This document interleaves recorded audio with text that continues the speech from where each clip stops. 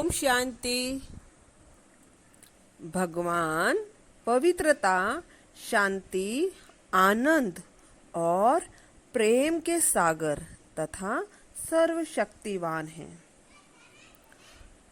भगवान के तो नाम शिव ही से उनके गुण सिद्ध हो जाते हैं।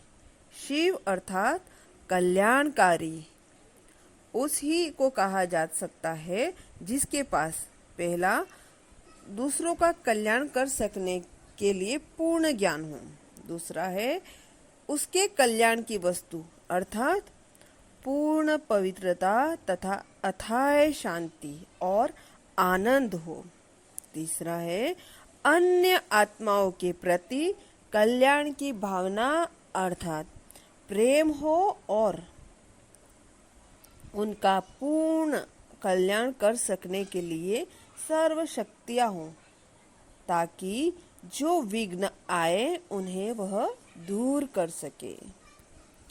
इन लक्षणों के कारण ही तो भगवान को ज्ञान का सागर, प्रेम का सागर और सर्वशक्तिवान कहा गया है और इनके कारण ही तो लोग भगवान से योग लगाने का अभ्यास करते हैं अथवा भगवान से ये वरदान भी मांगते हैं।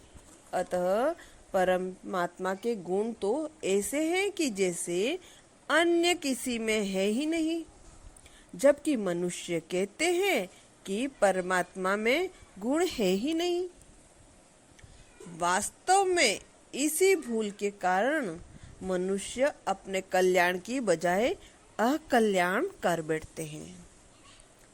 जैसे निराकार शब्द साकार की भेंट में ही प्रयोग किया जाता है, वैसे ही निर्गुण शब्द भी वास्तव में मनुष्य आत्माओं के गुणों की भेंट में ही प्रयोग किया जाता है। इसका अर्थ यह है कि जैसे मनुष्य आत्माएं अज्ञानता में आ जाती हैं, पतित बन जाती हैं, शक्तिहीन और अशांत हो जाती हैं और जीवन बंद हो जाती हैं, वैसे ही परमात्मा नहीं होता, अर्थात वैसे परमात्मा के गुण नहीं हैं। परंतु इस भेद को न जानने के कारण आज लोग कहते हैं कि आत्मा और परमात्मा तो एक ही हैं, उनमें तो कुछ अंतर है।